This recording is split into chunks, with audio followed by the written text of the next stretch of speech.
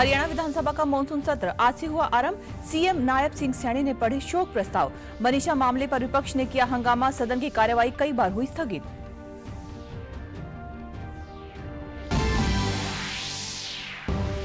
Vaccination के बाद अब आवारा कुत्तों को उनके मूल इलाकों में छोड़ा जाएगा। सुप्रीम कोर्ट का बड़ा फैसला पूरे देश में होगा लागू। सड़कों पर कुत्तों को खाना खिलाने पर भी पूरी तरह से लगाई गई पाबंदी। सोशल मीडिया पर गलत प्रचार को लेकर पुलिस ने अपनाया सख्त रुख। भ्रामक प्रचार व बगैर तथ्यों के कंटेंट डालने वालों का डाटाबेस किया जा रहा है तैयार। डीजीपी ने दिए कार्रवाई के आदेश।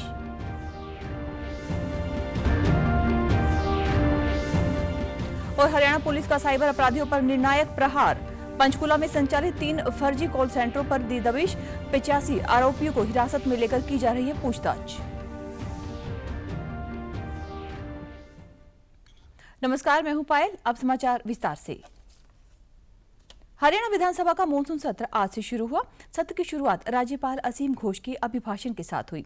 हरियाणा विधानसभा के मॉनसून सत्र के पहले दिन सदन में पिछले सत्र की अवधि से इस अवधि के अंतराल में मृत्यु को प्राप्त हुए महान विभूतियों, स्वतंत्रता सेनानी और शहीद जवानों के सम्मान में शोक प्रस्ताव पढ़े गए। सर्वप्रथम सदन के नेता नायब सिंह सैनी ने शोक प्रस्ताव पढ़ी। विधानसभा अध्यक्ष हरविंदर कल्याण ने शोक संतप्त परिवारों को सदन की भावना से अवगत करने का आश्वासन भी दिया। सदन के सभी सदस्यों ने खड़े होकर 2 मिनट का मौन रखा तथा दिवंगत आत्माओं की शांति के लिए प्रार्थना भी की। श्री सतपाल मलिक जम्मू और कश्मीर, मेघालय, गोवा, उड़ीसा तथा बिहार के भूतपूर्व राज्यपाल सत्यपाल मलिक के 5 अगस्त 2025 को हुए दुखद निधन पर यह सदन दिवंगत के शोक संतप्त परिवार के सदस्यों के प्रति अपनी हार्दिक संवेदना प्रकट करता है। यह सदन हरियाणा विधानसभा के भूतपूर्व सदस्य श्री इंदर सिंह नैन के 2 अगस्त 2025 को हुए दुखद निधन पर गहरा शोक प्रकट करता है। विधानसभा में प्रश्नकाल शुरू होते ही कांग्रेस विधायकों ने हंगामा कर दिया। विपक्ष का कहना था कि उन्होंने प्रदेश की बिगड़ती कानून व्यवस्था को लेकर काम रोको प्रस्ताव पहले ही दिया है, इसलिए सबसे पहले उसी पर चर्चा होनी चाहिए। कांग्रेस विधायक वेल में आ गए और बेटी बचाओ क्या हुआ लिखी पट्टियां लहराकर सरकार के खिलाफ नारेबाजी की।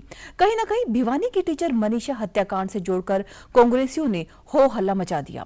कांग्रेस विधायकों की नारेबाजी के बीच बीजेपी विधायकों ने भी भारत माता की जय के नारे लगाए। लगातार शोर शराबे के बीच सदन की कार्यवाही आधे घंटे के लिए स्थगित करनी पड़ी। कांग्रेस ने काम रोको प्रस्ताव पर चर्चा की मांग की, जिस पर सत्ता पक्ष और विपक्ष के बीच तीखी नोकझोंक देखने को मिली। इस दौरान मुख्यमंत्री नायब सिंह सैनी ने सदन में कहा कि विपक्ष ने जो कानून व्यवस्था का मुद्दा उठाया है उस पर सरकार चर्चा के लिए तैयार है।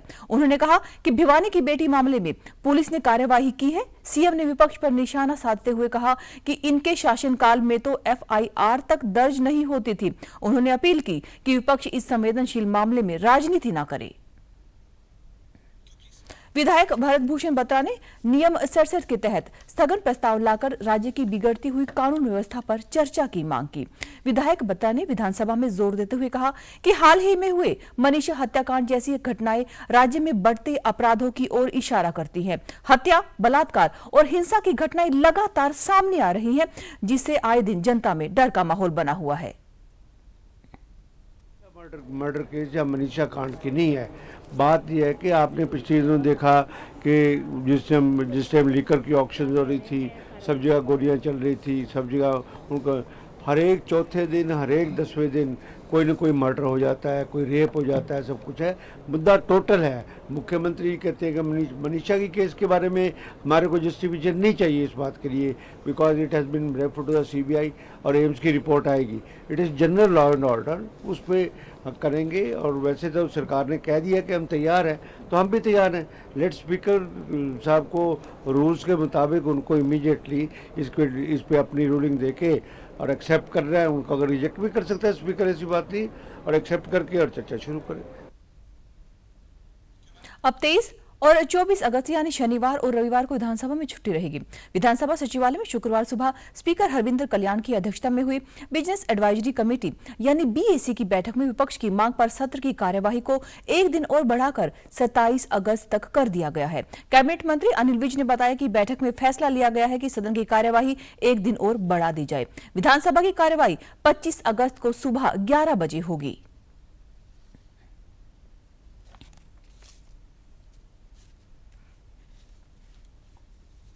बीएसी की मीटिंग हुई है, उसमें सभी दलों के लोग थे और उसमें तय किया है कि सदन की कार्रवाई एक दिन के लिए और बढ़ा दी जाए।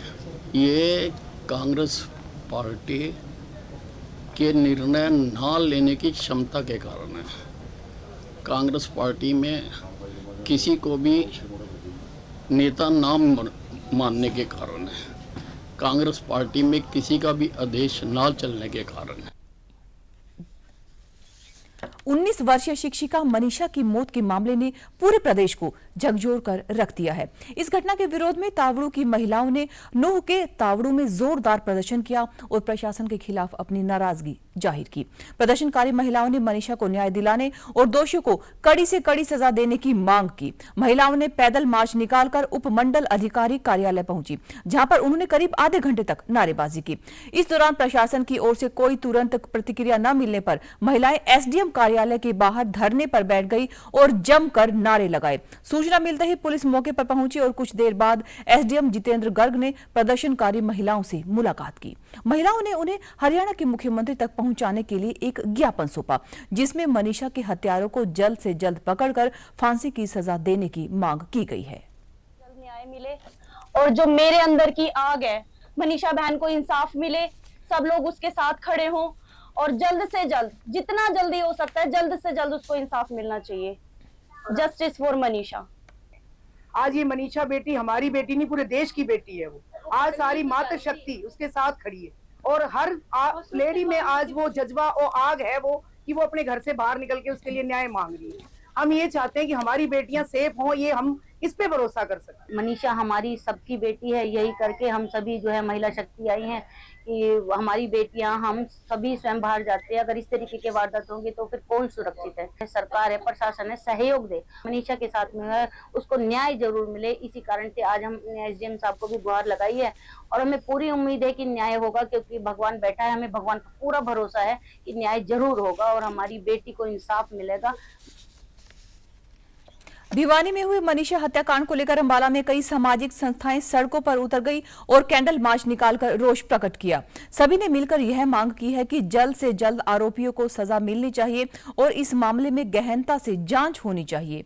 शहर के बेटी बचाओ बेटी पढ़ाओ चौक पर कैंडल जलाकर मनीषा की आत्मा की शांति की कामना की।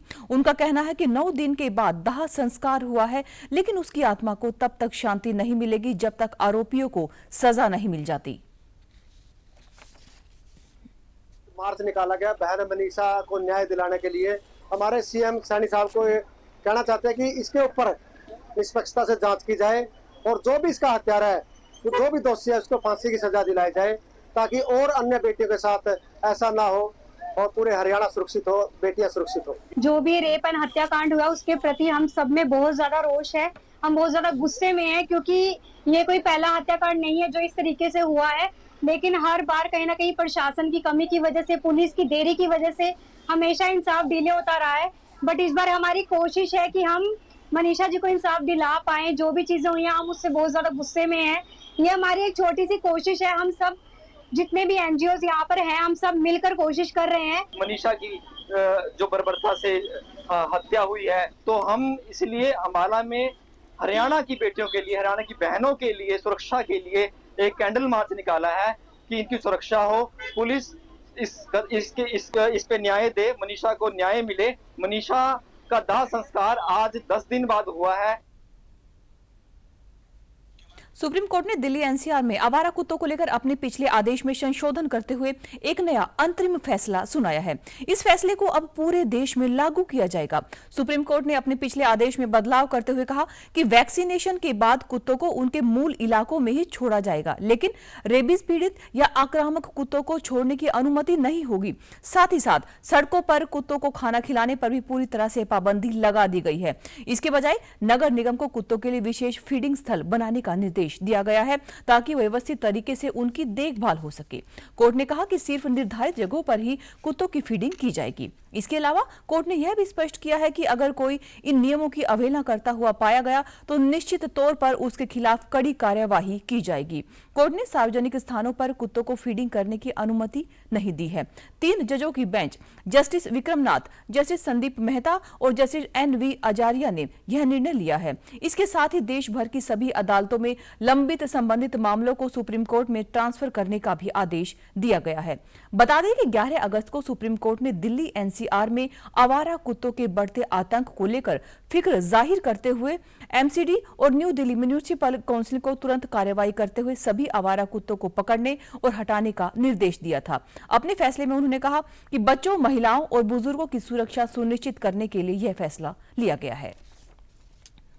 मुख्यमंत्री नायब सिंह सैनी ने चौधरी चरण विश्व उद्यमिता दिवस के अवसर पर आयोजित राज्य स्तरीय कार्यक्रम को संबोधित करते हुए युवाओं को उद्यमिता के लिए प्रेरित और प्रशिक्षित करने हेतु हरियाणा राज्य उद्यमिता आयोग की स्थापना की घोषणा की। उन्होंने इस बात पर जोर दिया कि सरकार हरियाणा को देश का नंबर 1 स्टार्टअप हब बनाने के लिए प्रतिबद्ध है, जिसका लक्ष्य राज्य में स्टार्टअप्स की संख्या को 3 गुना करना है। इस कार्यक्रम में राज्य भर के विभिन्न विश्वविद्यालयों, महाविद्यालयों, विद्यालयों और औद्योगिक प्रशिक्षण संस्थानों के लगभग 2000 विद्यार्थियों के साथ साथ विभिन्न क्षेत्रों के लगभग 100 सफल उद्यमियों ने भाग लिया। इस अवसर पर मुख्यमंत्री ने ABIC CCHHAU हिसार के 22 स्टार्टअप्स को अनुदान राशि के रूप में 1,14,30,000 रुपए से अधिक का चेक प्रदान किया। कॉलेजों और स्कूलों ITIs के लगभग यहाँ पर 2000 विद्यार्थियों तथा हमारे हरियाणा प्रदेश के विभिन्न क्षेत्रों से लगभग 100 सफल उद्यमी यहाँ भाग ले रहे हैं। आज उद्यमिता दिवस है और हमने ये भी संकल्प लिया है आने वाले समय के अंदर हमारे नए स्टार्टअप्स, जैसा मैंने कहा है कि हम 3 गुना इसकी संख्या बढ़ाने वाले हैं।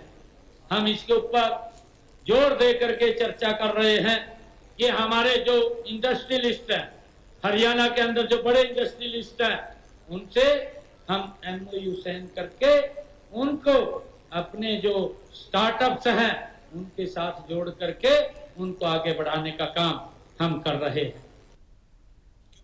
मुख्यमंत्री ने यह भी घोषणा की कि उद्यमिता को बढ़ावा देने के लिए सभी स्कूलों और कॉलेजों में स्टार्टअप आइडिया स्लोगन प्रतियोगिताएं आयोजित की जाएंगी, जिनमें जिला और राज्य स्तर पर विजेताओं को 1 करोड़ रुपए तक की पुरस्कार राशि प्रदान की जाएगी। उन्होंने कहा कि स्टार्टअप में विकसित होने वाले विचारों को स्टार्टअप नीति के तहत सरकार से पूर्ण माइक्रो फाइनेंस सहायता मिलेगी। उन्होंने यह भी घोषणा की कि वोकल फॉर लोकल पहल को बढ़ावा देने के लिए स्वदेशी मेले आयोजित किए जाएं।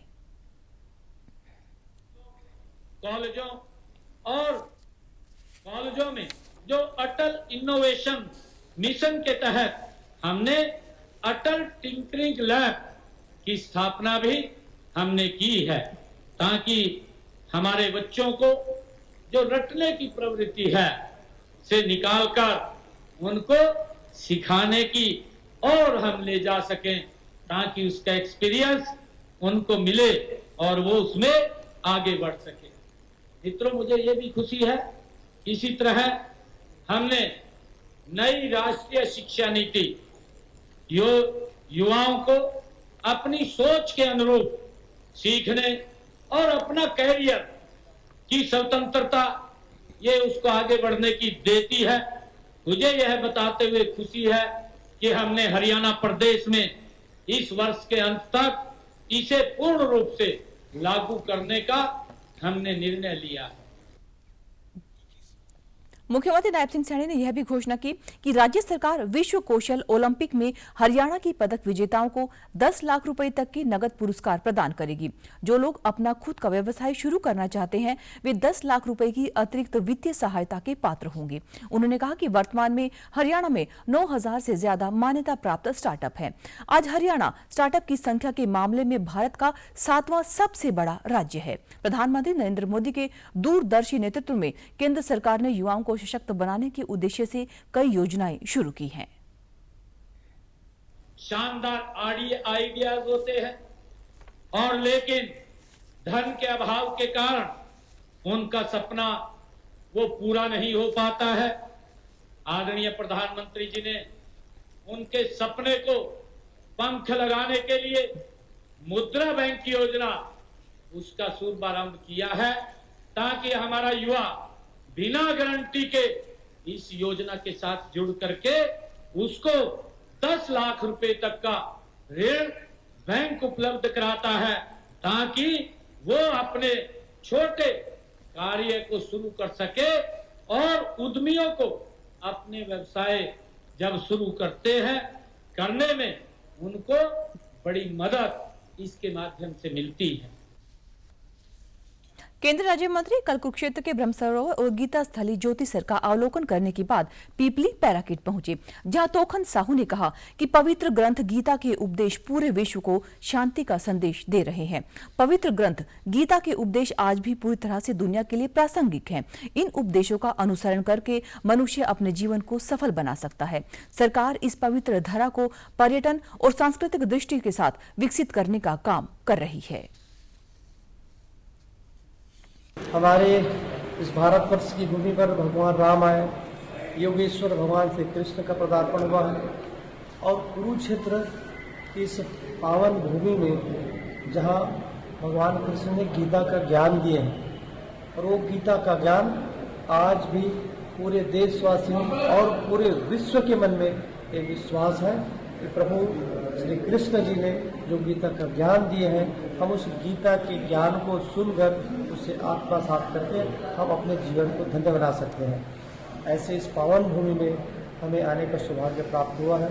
ब्रह्म सरोवर में स्नान करना, बाण गंगा, ज्ञान गंगा, उन सबका दर्शन करके, माता काली जी का दर्शन करके हम सब लोग अपने जीवन को धन्य बनाते हैं। और मैं ये ईश्वर भगवान श्री कृष्ण से प्रार्थना करता हूँ कि पूरे देशवासियों की खुशहाली के लिए, तरक्की के लिए, इस राष्ट्र की तरक्की के लिए भगवान की कृपा हमेशा बनी रहे।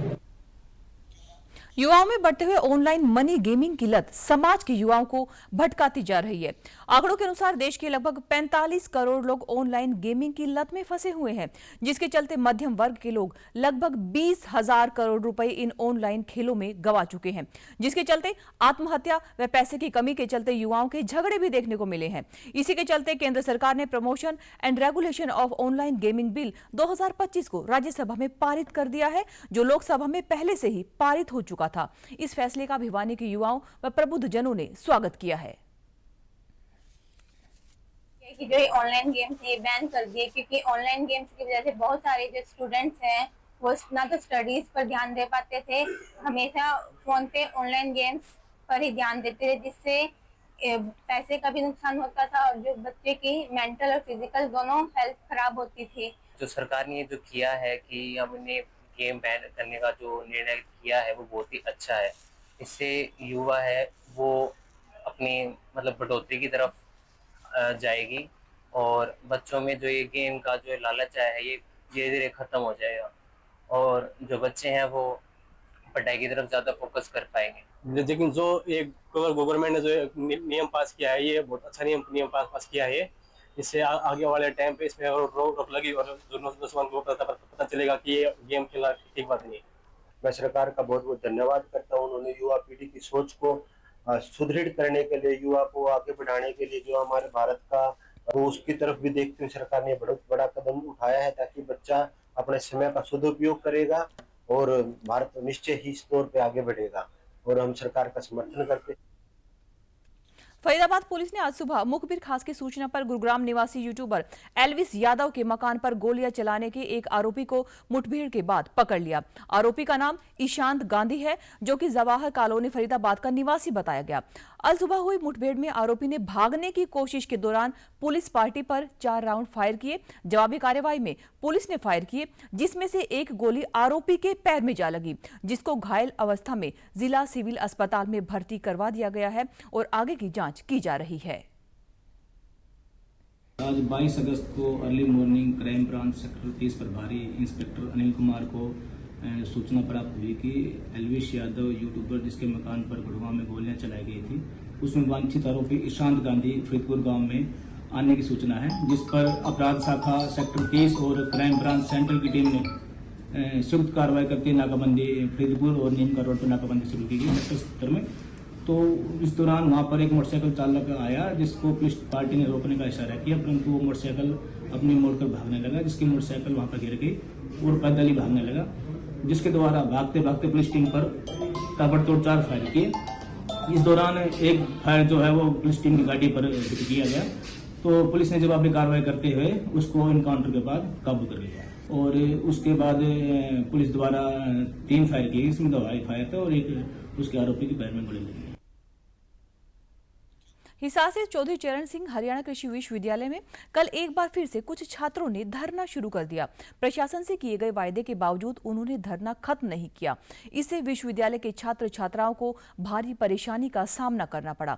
छात्रों ने पुलिस को शिकायत कर बताया कि विरोध प्रदर्शन करने वाले छात्र हॉस्टल में रह रहे विद्यार्थियों को मानसिक रूप से प्रताड़ित करके विरोध में शामिल होने के लिए उन पर दबाव बना रहे हैं। उन्होंने बताया कि जिन छात्रों ने प्रदर्शन में शामिल होने से मना किया, उन्हें सोशल मीडिया पर भी निशाना बनाया जा रहा है। सुर्खियां बटोरने व अपने आप को पॉपुलर करने के उद्देश्य से बगैर तथ्यों के कंटेंट को विभिन्न सोशल मीडिया माध्यमों पर चलाकर भ्रामक सूचनाएं पहुंचाने वाले सोशल इन्फ्लुएंसर व यूट्यूबर को लेकर हरियाणा पुलिस आने वाले दिनों में इनका डाटाबेस तैयार करके इन पर कार्रवाई करने जा रही है।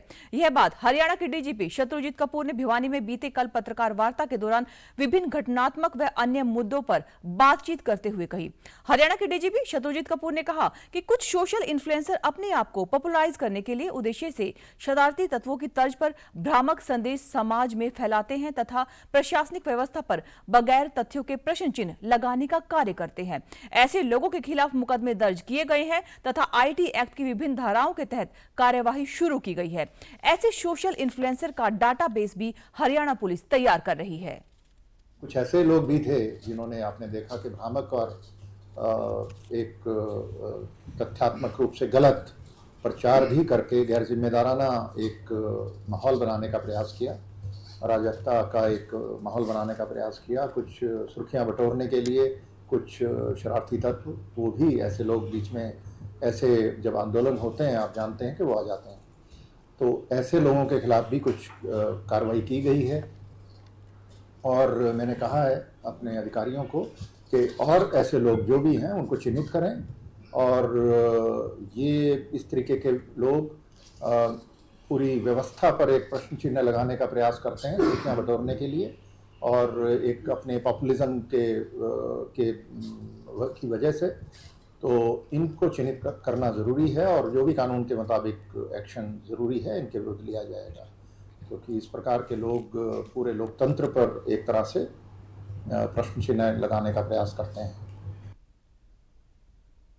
हरियाणा पुलिस ने साइबर अपराधियों पर निर्णायक प्रहार करते हुए बुधवार रात को एक बड़ी कार्यवाही को अंजाम दिया।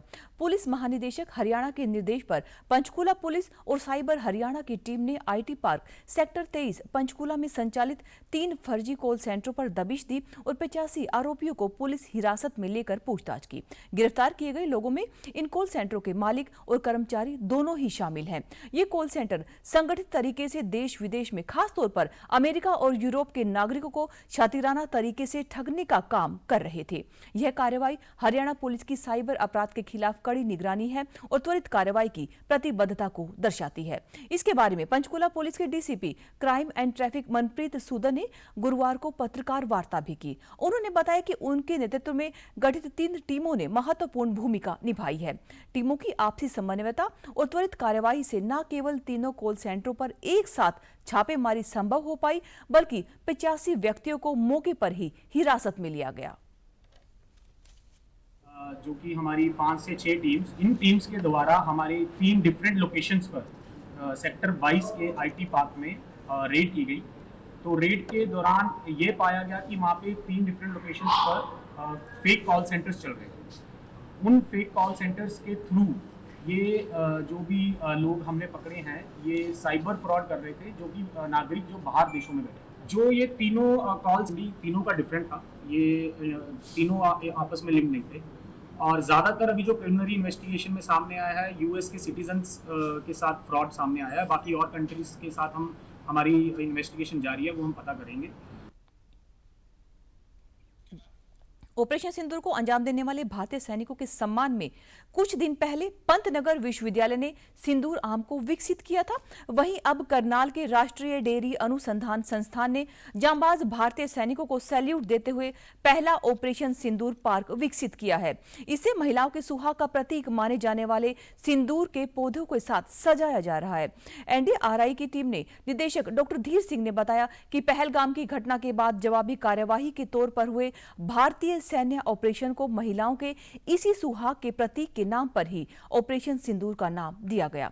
गौरतलब है कि विश्व पर्यावरण दिवस पर प्रधानमंत्री नरेंद्र मोदी ने भी अपने आवास के बगीचे में एक सिंदूर का पौधा लगाया था। उन्हें सिंदूर का यह पौधा उनके गुजरात दौरे पर 1971 के युद्ध की वीरांगना महिलाओं के एक समूह ने उपहार के रूप में दिया था। से मैंने ये एक पार्क डेवलप किया है जो हमारे ऑडिटोरियम के साथ में है। और मैं इसमें इसका भी है कि जो सिंदूर एक है, आप बहुत लोगों को ये नहीं पता होगा कि ये सिंदूर में एक पेड़ भी होता है। तो हमने उसका पेड़ में एक बायोडाइवर्सिटी भी एनडीआरआई में मैं क्रिएट कर रहा हूँ कि पूरा ग्रीन रहे। तो ये प्रकृति की वजह से, तो जो प्रकृति का डेडिकेशन है था, तो हमने एक सिंदूर प्लांट इसमें लगाया। और सिंदूर प्लांट इसलिए लिया है कि सिंदूर का ऑपरेशन सिंदूर के लिए, तो इसलिए इसको हमने डेडिकेट करके ऑपरेशन सिंदूर एक पार्क बना दिया। उत्कृष्ट कार्य के लिए हम लोग बहुत सारे अवार्ड हर चीज़ को देते हैं, लेकिन सेना का अवार्ड तो सेना लोग देते हैं, हम लोग तो केवल उनको एक मोटिवेशन है या उनके उसमें जो है ये पार्क डेडिकेट किया।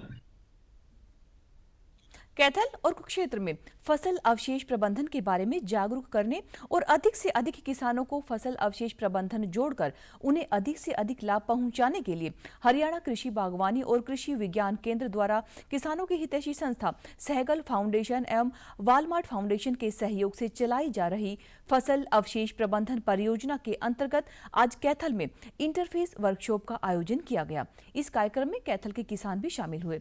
इस अवसर पर किसानों की हितैषी संस्था सहगल फाउंडेशन एवं वालमार्ट फाउंडेशन द्वारा कैथल के 22 किसानों को सुपर सीडर मशीनों का वितरण किया गया। और इससे इनमें जमीन का भी सुधार होगा। दूसरा, इसमें इनकी मिट्टी भी ठीक रहेगी और जो फसल अवशेष है, जिस तरह जो फाने जलाते हैं, उसमें भी बहुत ज्यादा कमी आएगी। और निश्चित तौर पे जो सहगल फाउंडेशन ने जो किसान हित में जो आज एक कदम उठाया है, ये किसान हित में और वह दूसरे किसान दूसरे साथी हैं उनके भी हित में बहुत अच्छा कारगर होगा।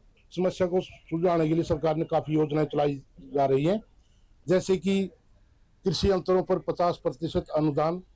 ये पिछले लगभग 5-6 वर्षों से सरकार जो फसल अवशेष प्रबंधन के कृषि यंत्र हैं उन पर लगातार सब्सिडी देने का काम कर रही है। पलवल जिला विधिक सेवाएं प्राधिकरण की ओर से 27 अगस्त को औरंगाबाद के राजकीय वरिष्ठ माध्यमिक विद्यालय में विशाल जागरूकता शिविर का आयोजन किया जाएगा। मुख्य न्यायिक दंडाधिकारी एवं सचिव मेनका सिंह ने बताया कि इस विशाल जागरूकता शिविर में जिला विधिक सेवा प्राधिकरण की तरफ से स्टॉल लगाकर लोगों को जिला विधिक सेवाएं प्राधिकरण द्वारा चलाई जा रही स्कीमों के बारे में जानकारी प्रदान की जाएगी। उन्होंने बताया कि जिले में विशाल जागरूकता शिविर के आयोजन का उद्देश्य जरूरतमंद ग्रामीणों को मौके पर ही विभिन्न प्रकार की सरकारी जन कल्याणकारी योजनाओं से लाभान्वित करना है। जागरूकता शिविर, जिसे मेगा कैंप भी हम कहेंगे, ये 27 अगस्त 2025 को गांव औरंगाबाद के राजकीय वरिष्ठ माध्यमिक विद्यालय में उसके परिसर में हम आयोजित करने जा रहे हैं। और इसका उद्देश्य यह है कि हम अपने एक प्लेटफॉर्म के द्वारा हरियाणा सरकार की जितनी भी योजनाएं हैं, ज़्यादा से ज़्यादा जितनी हम बता सकते हैं, उनके बारे में लोगों को जागरूक करें। इसके नशा मुक्त भारत अभियान और नशा मुक्ति हरियाणा के तहत फतेहाबाद में नशे के खिलाफ चलाया जा रहा अभियान अब और तेज हो गया है। पुलिस विभाग और ड्रग विभाग लगातार ऐसे ठोस कदम उठा रही है जिनसे कि समाज को नशे से मुक्त बनाने का सपना साकार होता नजर आ रहा है। स्कूलों और कॉलेजों में सेमिनार, प्रतियोगिताएं और नुक्कड़ नाटक आयोजित किए जा रहे हैं ताकि नई पीढ़ी को नशे से दूर रखा जा सके। वहीं पुलिस विभाग की ओर से शहर में विशेष गश्त अभियान चलाए जा रहे हैं। मेडिकल स्टोर्स पर छापेमारी की जा रही है तो बस अड्डों, होटलों और रेस्टोरेंट में भी सघन चेकिंग की जा रही है। वहीं आज छापेमारी के दौरान एसएचओ रणजीत सिंह ने कहा कि नशा मुक्ति हरियाणा अभियान के तहत गांवों और वार्डों में लैग मार्च, तलाशी अभियान और पुलिस चेकिंग लगातार की जा रही है।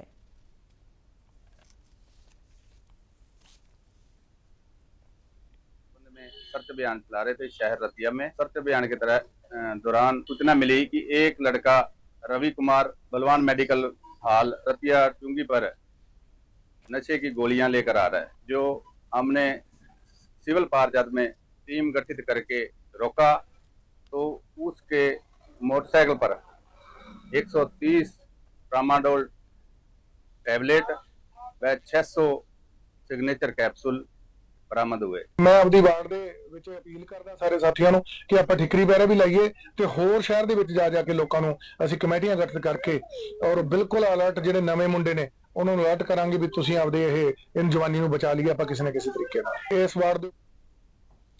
तो समाचारों में आज के लिए बस इतना ही। नमस्कार।